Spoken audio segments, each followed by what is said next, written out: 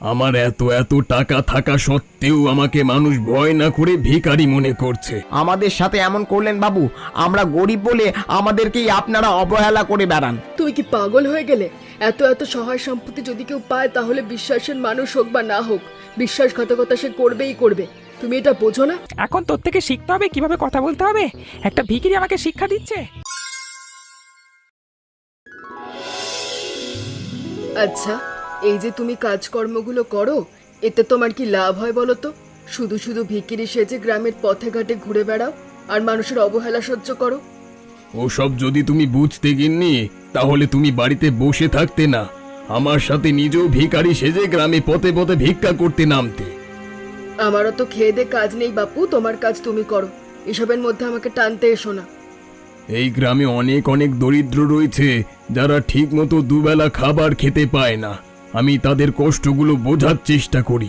এই যে আমার এত টাকা পয়সা, সহায় সম্পত্তি, এগুলো দিয়ে আমি কি করব বলো?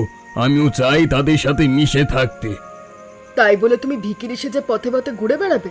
কত লোক তোমাকে অপমান করে, ঘাড় ধাক্কা দিয়ে বের করে দেয়, তবুও তুমি সেখানেই যাও। এটাই তো আসল মজা। আমার এত এত টাকা থাকা সত্ত্বেও আমাকে মানুষ ভয় না করে ভিখারি মনে করছে। তোমার কিছুই আমি বুঝি না, তোমার যা ভালো মনে হয় তুমি করো, আমার আর কি। তবে আমার মনে হচ্ছে এর জন্য তুমি একদিন ঠিক বিপদে পড়বে। যদি বিপদে পড়ি তবুও আমার কোনো আফসোস নেই। বিপদে পড়ে আবার সেই ভিখারিদের সাথে মিশে যাব, সমস্যা কোথায় বলো?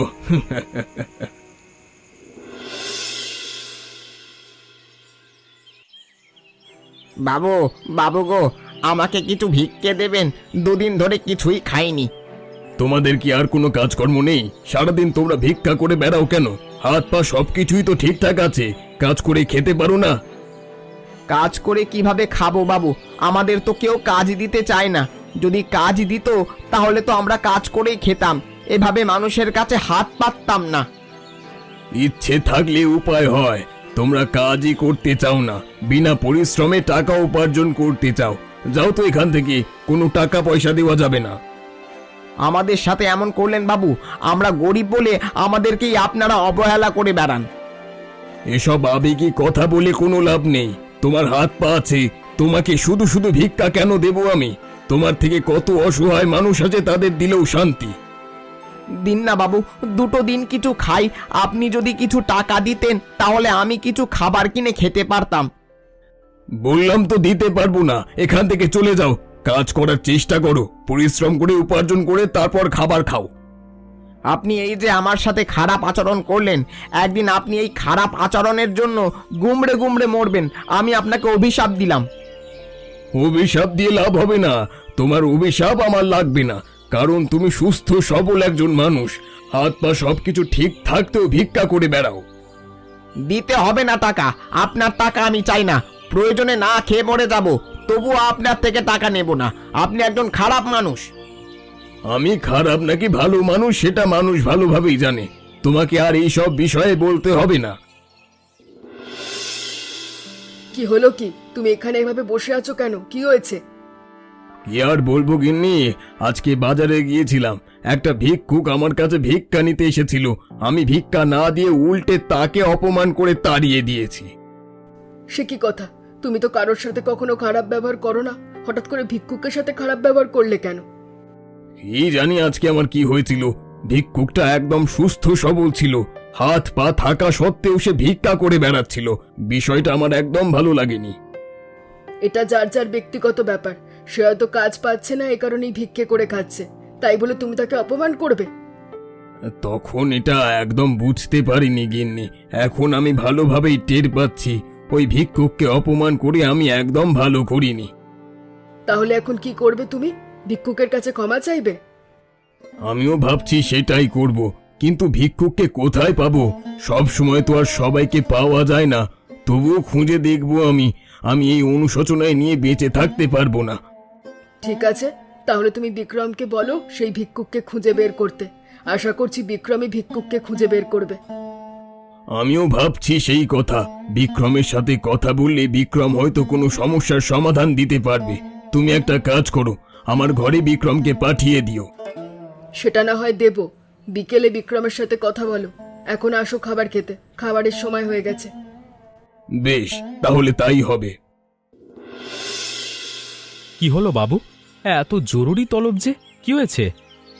বিক্রম, আমি তো একটা বড় সমস্যায় পড়ে গেছি। এই সমস্যা থেকে তুই আমাকে মুক্ত কর দয়া করে। সেটা না হয় বুঝলাম, কিন্তু আপনি কি সমস্যায় পড়েছেন? আজকে আমি সকালে এক ভিক্ষুককে বাজারে বসে অপমান করেছি। এখন আমি ভাবলাম সেই ভিক্ষুককে অপমান করে আমি একদম ভালো কাজ করিনি। সেই অনুশোচনা বোধ এখন আমাকে কুঁড়ে কুঁড়ে খাচ্ছে। ও আচ্ছা, এই ব্যাপার। আসলে বাবু, ভিক্ষুককে অপমান করে আপনি ভালো কাজ করেননি। আপনি তো এমন মানুষ নন। তাহলে এখন তুই বল, আমি কি করতে পারি? আমি আপনাকে একটা বুদ্ধি দিতে পারি। বুদ্ধিটা হলো, আপনাকেও একদিনের জন্য ভিখিরি হতে হবে। একদিনের জন্য ভিখারি? মানে আমি তো তাহলে ছদ্মবেশেই যেতে পারি। তাহলে আপনি কখনোই মন থেকে ওই ভিক্ষুকের সাথে মিশতে পারবেন না, ভিক্ষুকের কাছে মন থেকে ক্ষমা চাইতে পারবেন না। তখন অনুশোচনা বোধ আরও আপনাকে কুঁড়ে কুঁড়ে খাবে। তাহলে আমাকে কি করতে হবে? আপনি একদিনের জন্য সমস্ত সহায় সম্পত্তি আমার কাছে গচ্ছিত রাখতে পারেন। আপনি ভিক্ষুকের কাছ থেকে ক্ষমা চেয়ে আসলে আমি আবার আপনাকে আপনার সহায় সম্পত্তি ফিরিয়ে দেব। কিন্তু এটা কেমন ধরনের সমাধান বলতো? দেখুন বাবু, আপনার যদি অনেক সহায় সম্পত্তি থাকে, আপনার মনের কোথাও না কোথাও একটু অহংকার কাজ করবেই। তখন ভিক্ষুকের কাছে আপনি মন থেকে ক্ষমা চাইতে পারবেন তো? এটা তুই ঠিক কথা বলেছিস। তোর বুদ্ধিটা আমার মনে ধরেছে। ঠিক আছে, তুই রাতের সময় কাগজপত্র তৈরি করে নিয়ে আসিস, আমি সই করে দেব। আচ্ছা বাবু, তাহলে এখন আমি যাই। এটা কিন্তু একদম ঠিক হচ্ছে না। হ্যাঁ, আমি কিন্তু তোমাকে বলে দিচ্ছি, পরে যদি কোনো অঘটন ঘটে তখন কিন্তু আমাকে বলবে না। কি এমন অঘটন ঘটবে বলো তো গিন্নি? আমি তো আর অন্য কারোর কাছে আমার সম্পত্তি গচ্ছিত রাখছি না। আমি গচ্ছিত রাখছি বিক্রমের কাছে। বিক্রম আমার আপন মানুষ, ওকে আমি বিশ্বাস করি। তুমি কি পাগল হয়ে গেলে? এত এত সহায় সম্পত্তি যদি কেউ পায় তাহলে বিশ্বাসের মানুষ হোক বা না হোক, বিশ্বাসঘাতকতা সে করবেই করবে।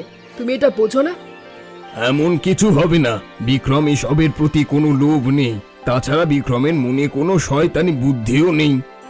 তুমি এই কথা কিভাবে বলছো? তুমি কি বিক্রমের মনের মধ্যে ঢুকে আছো? মানুষের মুখ দেখলেই বোঝা যায় কে কেমন। বিক্রমকে চিনতে আমি কোনোদিন ভুল করিনি। এত বছর আমার বাড়িতে কাজ করছে, কোনোদিন কোনো কিছুর ক্ষতি করতে দেখিনি।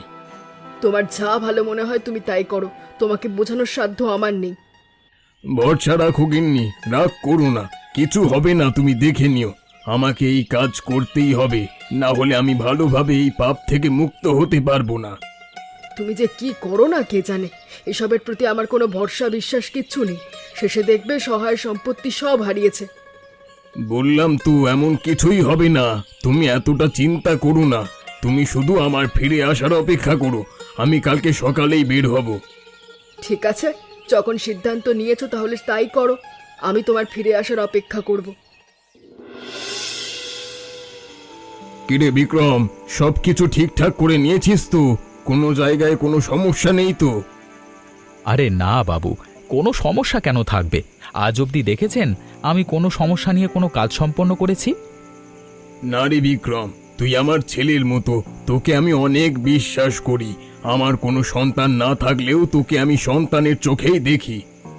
তা তো আমি ভালোভাবেই জানি। এই কারণেই তো এতটা ঝুঁকি নিয়ে আপনাকে এমন একটা সিদ্ধান্তের কথা জানাতে পেরেছি। আচ্ছা দে তো দেখি। আর দেরি করা ঠিক হবে না। অনেক রাত হয়ে গেছে, ঘুমাতে হবে। সকাল সকাল আবার তাড়াতাড়ি উঠতে হবে। হ্যাঁ হ্যাঁ, এই তো কাগজপত্রগুলো, সব কিছুতে একটা সই করে দিলেই হবে। এবার দেখ বিক্রম, সবকিছু ঠিকঠাক আছে কিনা। যদি কিছু ঠিকঠাক না থাকে তাহলে আমাকে বল। আর কোথায় কোথায় সই করা বাদ গেছে সেটাও একটু দেখে আমাকে জানা। আশা করছি সবকিছুই ঠিক আছে। আপনি কি কালকে সকালেই বেরিয়ে যাবেন? আরে আমি সকাল সকালই বের হয়ে যাব। তুই আমার সব কিছু দেখে শুনে রাখিস আর আমার ফিরে আসার অপেক্ষা করিস। ঠিক আছে বাবু, আপনার অবর্তমানে আপনার সহায় সম্পত্তির কোনো ক্ষতি আমি হতে দেব না। আমি আপনার বিশ্বাস অবশ্যই রাখব। আপনি নিশ্চিন্তে যেতে পারেন। তুই আমাকে বাঁচালি বিক্রম। এত ভালো একটা বুদ্ধি দিয়েছিস, আবার এতটা ঝুঁকি মাথায় নিয়ে আমার সমস্ত সহায় সম্পত্তির দায়িত্ব নিয়েছিস। এটা আমার দায়িত্ব এবং কর্তব্য দুটোই। আমি তো আপনার কাজ করবার জন্যই এই বাড়িতে আছি। ব্যাস, আমারও শান্তি হলো। তোর কাকিমাকে একটু দেখে রাখিস, আমি কবে না কবে আসতে পারি তার তো কোনো ঠিক নেই। ঠিক আছে বাবু, তাই হবে। আচ্ছা শুনুন না, এখানে একটা ভিক্ষুক সবসময় ভিক্ষা করতে আসতো, একটু রোগাটে চেহারা, আপনি কি তাকে কোথাও দেখেছেন? আরে বাবা গো বাবা, আজকাল দেখছি ভিখিরিটা টাকা রেখে অন্য কোথাও কথা বলা শুরু করে দিয়েছে। কিরে, এটা আবার টাকা আদায় করবার নতুন ফোন দি নাকি রে? হ্যাঁ, আরে না না, আমার টাকার প্রয়োজন নেই, আপনি আমাকে ওই লোকটার খোঁজ দিলেই হবে। আমি কারোর খোঁজ দিতে পারবো না। বিক্রি হয়েছে, অন্যের খোঁজ নিতে চাইছো, টাকা চায় না। এবার কেমন ভিখারি রে? আশ্চর্য, আপনি এভাবে কথা বলছেন কেন? আমি তো আপনাকে খারাপ কিছু বলিনি। এই যা যা, কিন্তু যা, তোর বক বক শোনবার সময় আমার নেই। আজকাল দেখছি ভিখিরিও বড় লোক হয়ে গেছে, টাকা দিতে চাইলেও টাকা দিতে চায় না। না না, আপনি ভুল ভাবছেন, আমি আপনাকে কোনো শিক্ষা দিতে চাই না, আমি তো শুধু আপনাকে এক ব্যক্তির তথ্য জানতে চেয়েছি। এখন তোর থেকে শিখতে হবে কিভাবে কথা বলতে হবে। একটা ভিখিরি আমাকে শিক্ষা দিচ্ছে। ঠিক আছে ঠিক আছে, আপনাকে আর কিছু বলতে হবে না, আমি আপনার কাছে ক্ষমা চাইছি। ক্ষমা তো তুই আমার কাছেই চাইবি, আমি তোর কাছে চাইবো নাকি? আশ্চর্য, যা এখান থেকে যা। কিরে, আজকে কত টাকা লাভ হলো? কত ভিক্ষা পেয়েছিস আর কত টাকা পকেট মেরেছিস? যদি দেখি কম পেয়েছিস তাহলে কিন্তু খবর আছে। আরে না না সর্দার, আজকে অনেক পয়সা এনেছি, আজকে বড় বড় দান মেরেছি, বুঝলেন তো? বড় লোকের পকেট কেটেছি, তাদের পকেটে তো আর কম টাকা পয়সা থাকে না, তাই না? তা অবশ্য ঠিকই বলেছিস, দু একটা এমন বড় লোকের পকেট পেলে সারাদিন অনায়াসে নিশ্চিন্তে চলে যায়। এমন দু একটা পকেট মারতে পারিস না তোরা? সব সময় তো আর বড় লোক মানুষ পাওয়া যায় না সর্দার। সেদিন একটা কি পেয়েছিলাম, শুনেছি তার বেশ নাম ডাক, অথচ আমি ভিক্ষা চাইতে গেলাম, আমাকে অপমান করে তাড়িয়ে দিয়েছে। আবার তাড়ানোর সময় পায় নাকি? কথা বলার মধ্যেই পকেট কেটে চলে যাবি, টেরও পাবে না। এত বছর ধরে কাজ করছিস অথচ এখনো চালু হতে পারিসনি। অন্যদের কি অবস্থা সর্দার? কত টাকা আয় হলো আজকে, হিসাব হবে কখন? আমাকে আবার আজকে বাড়িতে তাড়াতাড়ি ফিরতে হবে। এত তাড়াহুড়ো করছিস কেন? অন্যরা সবাই আসুক, তারপর একসাথে সব টাকা ভাগ হবে। সমান ভাগে ভাগ হলে কিন্তু আমি নেব না। আজকে আমি বেশি টাকা এনেছি, তাই আমাকে বেশি টাকা দিতে হবে। ঠিক আছে, তাই হবে, চিন্তা করিস না, তোকে বেশি টাকাই দেব। এখন যা, গিয়ে দেখ আরও কিছু ভিক্ষা অথবা পকেট মারতে পারিস কিনা। ঠিক আছে সর্দার, তাই যাচ্ছি। আরে এই ভাই, এই শোনো শোনো, তুমি সেই ভিখারি না যাকে দুদিন আগে আমি অপমান করে তাড়িয়ে দিয়েছিলাম? কি সব বলছেন আপনি আমাকে? আবার কে অপমান করে তাড়িয়ে দিল? আপনি তো ভিক্ষুক, আমি কোনো ভিখারির থেকে অপমানিত হইনি, আপনার কোথাও ভুল হচ্ছে। আরে না না, তুমি ভুল ভাবছো, আমি কোনো ভিখারি নই, আমি হলাম সেই ব্যক্তি যে তোমাকে টাকা না দিয়ে অপমান করেছিল। হ্যাঁ হ্যাঁ হ্যাঁ, তাই তো, কিন্তু আমি তো আপনাকে চিনতেই পারছি না, আপনার এই অবস্থা হলো কিভাবে? সেদিন তোমাকে অপমান করে বাড়িতে যাবার পর অনুশোচনায় বোধ করছিলাম, তাই ছদ্মবেশে বের হয়েছি তোমার কাছে ক্ষমা চাইতে, কিন্তু এসে দেখি তুমি তো ভিখারি নও, তুমি হলে চোর। তার মানে আপনি সত্যি সেই বড়লোক বাবুটা? আরে আপনি বুঝতে ভুল ভাবছেন, আমরা কোনো চোর নই, আমরা তো ভিখারি। তাহলে তুমি পকেট মারার কথা বললে কেন? আমি তো শুনলাম তুমি তোমার সর্দারের সাথে এই বিষয়ে কথা বলছিলে। আরে বাবু, আমার দুটো টাকা ভিক্ষা করে যা পাই তাই সবাই মিলে ভাগ করে নি, আর তাছাড়া আমাদের গোপন কিছু কথা আছে যা আমরা এভাবেই সংকেতের মাধ্যমে বলে থাকি। ও আচ্ছা, তোমাদের আবার সাংকেতিক চিহ্ন আছে, আমি তো ভেবেছিলাম কি নাকি। আরে তেমন কিছু নয় বাবু, আপনার যদি সন্দেহ হয় তাহলে চলুন, আপনাকে আমি সর্দারের সাথে কথা বলিয়ে দিচ্ছি। আরে না না, সর্দারের কাছে যাওয়ার আবার কি আছে, আমি তোমার কাছে ক্ষমা চাইতে এসেছিলাম, তুমি ক্ষমা করে দাও তাহলেই হবে। ওসব আমি কিছু মনে রাখিনি বাবু, তবু আপনি ক্ষমা চাইছেন, আমি ক্ষমা করে দিলাম। এখন চলুন, আপনাকে সর্দারের সাথে কথা বলতেই হবে। এই সবের আবার কি দরকার? অবশ্যই দরকার আছে, সর্দারকে দেখাবো আপনি কত ভালো মানুষ। কি হলো কি? তোমার এই অবস্থা হলো কি করে? কে মেরেছে তোমাকে? আর বলো না গিন্নি, এই পৃথিবীতে সমস্ত কিছুই নকল দিয়ে ভরে গেছে। এখন নকল ভিখারিও ভিখারি সেজে চুরি করে বেড়ায়। মানে কি সব বলছো তুমি? আমি সত্যি কথাই বলছি, যার জন্য অনুশোচনা বোধ করে আমি সমস্ত সহায় সম্পত্তি ছেড়ে ভিখারি সেজে রাস্তায় ভিক্ষা করছি। এখন গিয়ে দেখি সে আসলে কোনো ভিখারি নয়, সে আসলে চোর দলের একজন। আমি তোমাকে আগেই বলেছিলাম এমন কিছু করো না। এখন হলো তো, কিন্তু তোমার এই অবস্থা হলো কিভাবে? আমি ওদেরকে বিশ্বাস করে ওদের ডেরায় গিয়েছিলাম, সবাই আমাকে মেরে টাকা পয়সা রেখে তাড়িয়ে দিয়েছে। থাক, নিজের প্রাণটা তো হাতে নিয়ে ফিরেছো, এটাই অনেক। কিন্তু তুমি কি জানো এদিকে কি ঘটেছে? এদিকে বিক্রমকে বিশ্বাস করে সমস্ত সম্পত্তি তুমি লিখে দিয়েছো। এখন বিক্রম এই সম্পত্তি আমাদেরকে কোনোভাবেই দেবে না। কি বলছো তুমি? বিক্রম এমনটা করবে কেন? তোমার কোথাও ভুল হচ্ছে। আমার কোনো ভুল হচ্ছে না। বিক্রম আমাকে বাড়ি থেকে বের করে দিতে চেয়েছিল। আমি হাত পা ধরে তোমার আসার অপেক্ষা এতদিন ছিলাম। বিক্রম এমনটা করতে পারলো আমার সাথে? বিক্রমকে আমি ভরসা করেছিলাম, কোথায় সেই বিশ্বাসঘাতকটা? আমি ওর সাথে কথা বলতে চাই। দেখো, গিয়ে কাচারি করে জমি জমার কাজ করছে, তুমি ওর সাথে কথা বলো, কোনো কিছু করতে পারো কিনা দেখো। কি রে বিক্রম, কি শুনছি আমি? এইসব তুই কি করেছিস? আরে ভাস্কর বাবু, আসুন আসুন, আপনার জন্যই তো অপেক্ষা করছিলাম। আমি সেই কারণেই তো কাকিমাকে এখনো বাড়ি থেকে বের করে দিইনি। বাড়ি থেকে বের করে দিবি মানে? আমার বাড়ি থেকে আমার স্ত্রীকে বের করার সাহস তোর কিভাবে হয়? আস্তে আস্তে এত চেঁচিয়ে কোনো লাভ নেই। এটা এখন আমার বাড়িঘর, এই শহর সম্পত্তি সব আমার নামে করে দিয়েছেন আপনি। আপনি এখনো অনেক বোকা বাবু, আপনি কিছুই বুঝতে পারেন না। আপনি একজনের মুখের কথায় সমস্ত সহায় সম্পত্তি জমিদারি লিখে দিলেন। কিন্তু সেটা তো একটা পরিস্থিতিতে পড়ে তোর নামে করে দিয়েছিলাম। কথা ছিল আমি ফিরে আসার পরে সমস্ত সম্পত্তি আমাকে দিয়ে দিবি। তোকে আমি এতটা বিশ্বাস করেছি, নিজের সন্তানের মতো দেখেছি, আর তুই আমার সাথে এই বিশ্বাসঘাতকতা করতে পারলি? কেন পারবো না? সন্তানের মতো যদি রাখতেন তাহলে সহায় সম্পত্তি কিছুটা হলেও আমার নামে করে দিতেন। অথচ আমি এতদিন পর্যন্ত আপনার বাড়িতে কাজের লোক ছাড়া কিছুই ছিলাম না। তাই বলে তুই আমার এত বড় সর্বনাশ করলি? তোর সহায় সম্পত্তি লাগলে বলতে পারতি, আমার কাছে যেই মানুষ যা চায় আমি সবকিছু দিয়ে দিই। আমার তো আপনার এই পুরো রাজ্যটাই দরকার ছিল। আপনার কাছে রাজ্য চাইলে আপনি তো আর দিয়ে দিতেন না, তাই না? তাই তাই আমাকে এই পথ দেখাতেই হলো।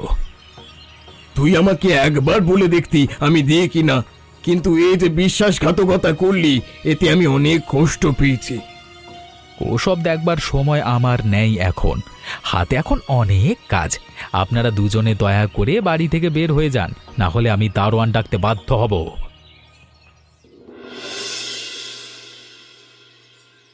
দেখলে, আমি তখন বারবার তোমাকে সাবধান করেছিলাম, তুমি আমার কথা বিশ্বাস করলে না তো। আমি কিভাবে জানবো গিন্নি যে ওই বিশ্বাসঘাতকটা আমাকে এত কঠিনভাবে ঠকাবে? তুমি দেখো গিন্নি, ও একদিন এর শাস্তি পাবেই পাবে। শাস্তি? শাস্তির কথা বলছো? শাস্তি তো এখন আমরা পাচ্ছি। এই বুড়ো বয়সে ঘর বাড়ি সবকিছু হারিয়ে পথে ঘুরছি, কিসের শাস্তি পাচ্ছি কে জানে। যেখানেই যাই সবাই শুধু বিশ্বাসঘাতকতা করে। এই পৃথিবীতে এতটা ভালো হয়ে জন্মানো ঠিক হয়নি, এত ভালো হয়ে জন্মানোর শাস্তি পাচ্ছি আমরা। এখন কি হবে গো? আমরা কোথায় যাব? আমাদের তো যাওয়ার আর কোনো জায়গাও নেই। কে আশ্রয় দেবে? কারো কাছেই এখন আর আশ্রয় পাওয়া যাবে না। এদিকে আকাশের অবস্থা খুব খারাপ। এই ঝড় বৃষ্টির দিনে কোথায় আশ্রয় নেব বলো? আশ্রয় না পেলেই পথে পথেই কাটিয়ে দিতে হবে। সারা জীবন ভিক্ষা করে খেতে হবে আমাদের। এতটা বছর এত মানুষের সাহায্য করার পরেও আজকে আমাকে ভিক্ষা করতে হচ্ছে। দুদিন আগেও আমি রাজা ছিলাম, আর এখন পথের ভিখারি হয়ে গেছি। ভালোই হয়েছে, ভিখারি হওয়ার খুব শখ ছিল না তোমার? নাও, এখন তো শখ পূরণ হয়েছে। মৃত্যুর আগ পর্যন্ত এখন ভিখারি থাকতে হবে। এমন বলে আর দুঃখ দিও না গিন্নি, এমনিতেও আমার প্রচন্ড দুঃখ হচ্ছে। সবাই আমার সাথে শুধু বিশ্বাসঘাতকতা করে। কে জানে কপালে কি আছে। কি আপনারা ভাস্কর বাবু এবং কাকিমা না? আপনারা এত রাতে পথে কি করছেন? বাড়িতে ফিরে যান, এত ঝড় বৃষ্টি হচ্ছে। কোথায় আর যাবো মা, আমাদের তো বাড়ি ঘর কিছুই নেই। বাড়ি ঘর থাকলে কি আমরা পথের ধারে পড়ে থাকতাম? বাড়িঘর নেই মানে? আমার জানা মতে আপনি এই গ্রামের সবচেয়ে ধনী ব্যক্তি। আপনি কি সব বলছেন? আপনি সত্যি ভাস্কর বাবু তো? হ্যাঁ মা, আমি সত্যি ভাস্কর। তবে এক ঘটনায় আমার সমস্ত সহায় সম্পত্তি বাড়ি ঘর আমি হারিয়ে ফেলেছি। এমন কি ঘটনা হলো যে আপনি এত কিছু একসাথে হারিয়ে ফেলেছেন? সবকিছু আমাকে খুলে বলুন তো। এখন আর খুলে বলে কি হবে? আমাদের পোড়া কপাল তো আর ভালো হবে না। আপনারা বিশ্বাস করে আমাকে বলতে পারেন, আমি চেষ্টা করব আপনাদেরকে সহযোগিতা করার। বিশ্বাস? আর কাকে বিশ্বাস করব বলো? যেখানেই যাই সবাই শুধু বিশ্বাসঘাতকতা করে। দুদিন আগে এক ভিক্ষুককে আমি অপমান করেছিলাম। ভিক্ষুকের কাছে ক্ষমা চাওয়ার জন্য আমি সমস্ত সহায় সম্পত্তি আমার সহকারীর নামে লিখে দিয়ে ছদ্মবেশে বেরিয়েছিলাম। ফিরে এসে দেখি সহকারী আমার সাথে বিশ্বাসঘাতকতা করেছে। আপনি এমন একটা কথায় কিভাবে বিশ্বাস করলেন? আপনি ছদ্মবেশে ভিখিরির কাছে ক্ষমা চাইতে গেলেও ভিখিরি আপনাকে ক্ষমা করত, আর রাজার বেশে গেলেও ক্ষমা করত। কিভাবে ক্ষমা করবে বলো? সে তো ভিখারি নয়, সে হলো চোরের দলের একজন। হায় হায়, তো দেখছি চারিদিক থেকে আপনি ঠকে গেছেন। ঠিক আছে, আমি দেখছি কি করা যায়। এখন আপনারা দুজন আমার সাথে চলুন। তোমার সাথে কোথায় যাব মা? কোথায় আবার? আমার বাড়িতে। সারা রাত এভাবে পথের ধারে আপনারা ভিজতে থাকলে নিশ্চিত মৃত্যুর মুখে চলে যাবেন। আমি তো তা হতে দিতে পারি না। এ কি, আপনারা কারা? এত সকাল সকাল আমার বাড়িতে কি করছেন? আপনার বাড়ি? এটা আদৌ আপনার বাড়ি তো? অন্যের বাড়িকে নিজের বাড়ি বলতে লজ্জা করে না? এসব কি বলছেন আপনি? মাথা খারাপ হয়ে গেছে নাকি? এ বাড়ির আসল মালিকানা আমার হাতে, তাই এ বাড়ির আসল মালিকও আমি। ভাস্কর বাবু আপনার নামে পুলিশের কাছে মামলা করেছেন, জালিয়াতির মামলা। আপনি জালিয়াতি করে ভাস্কর বাবুর সব সম্পত্তি হরণ করেছেন। এসব কি কথা? আবার আমার কাছে দলিল রয়েছে, দলিলে ভাস্কর বাবু নিজে স্বাক্ষর করেছে। তাহলে এই সমস্ত সহায় সম্পত্তির মালিক তো আমিই হলাম, তাই না? আপনি জানেন জালিয়াতি কাকে বলে? অন্যকে ফাঁদে পেলে তার সহায় সম্পত্তি জিনিসপত্র হরণ করা, একে জালিয়াতি বলে। আর ভাস্কর বাবু যখন মামলা করেছেন এবং তার কাছে সাক্ষীও আছে, তাই আপনাকে তো জেলে যেতেই হবে। না না, আমি জেলে যাব কেন? আমি কোনো জেলে যাব না, আপনারা ভুল করছেন। আপনারা বেরিয়ে যান, আমার বাড়ি থেকে বেরিয়ে যান। অবশ্যই আমরা চলে যাব, তবে একা নয়, আপনাকে সাথে নিয়ে। ইন্সপেক্টর সাহেব, আপনি এর জালিয়াতির কারণ ধরে থানায় নিয়ে চলুন একে। তারপর বিচার আচার সব থানাতেই হবে। আমি থানায় যাব না, আমি কোনো অন্যায় কাজ করিনি। আপনারা আমার কথা বিশ্বাস করুন, আমি কোনো জালিয়াতি করিনি। ও হ্যাঁ, আর একটা কাজ তো বাকি আছে। এখানে একটা দলিল রয়েছে যেখানে লেখা আছে ভাস্কর বাবুর সমস্ত সম্পত্তি আপনি তার নামে ফিরিয়ে দিচ্ছেন। এখানে সই করুন। আমি সই করব না। অনেক সাধনার পরে সহায় সম্পত্তি আমার হয়েছে, আমি সই করব না। পুলিশ দেখেছেন? সর্বনাশ না চাইলে নিজের এখানে সই করুন। বেঁচে থাকো মা, তুমি বেঁচে থাকো। তোমার কারণেই আমরা আবার সবকিছু ফিরে পেয়েছি। না হলে এসবের সমস্ত আশা আমরা ছেড়েই দিয়েছিলাম। আমি তো ভেবেছিলাম বাকিটা জীবন হয়তো রাস্তাতেই কাটাতে হবে। আমাদের কোনোই আশা ভরসা ছিল না।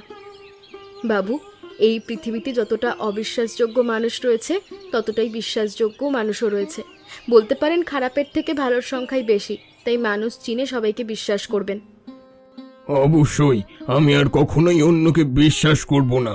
নিজের সবকিছু নিজেই পরিকল্পনা করে সিদ্ধান্ত নেব। এরপরেও যদি আমার কোনো কথা তুমি না শোনো, তাহলে তোমার এই অবস্থাই হবে। আমি তোমার ভালোর জন্যই তোমাকে সব বুদ্ধি দিই, কিন্তু আমার বুদ্ধি তোমার কান পর্যন্ত যায় না। ঠিক আছে গিন্নি, আর বকাবকি করো না। আমরা সমস্ত সমস্যা থেকে মুক্তি পেয়েছি। এরপর তোমার কথার বাইরে কখনোই যাব না আমি। বেশ, এবার তাহলে আমি আসি। আপনারা সুখে থাকবেন, ভালো থাকবেন, আমার জন্য প্রার্থনা করবেন। বেঁচে থাকো মা, মাঝে মধ্যে আমাদের দেখতে একটু এসো। আমাদের তো আর সন্তান নেই, তোমাকেই না হয় এখন থেকে সন্তানের চোখে দেখব। এমন মজার মজার গল্প দেখতে আমাদের চ্যানেলকে সাবস্ক্রাইব করতে ভুলবেন না।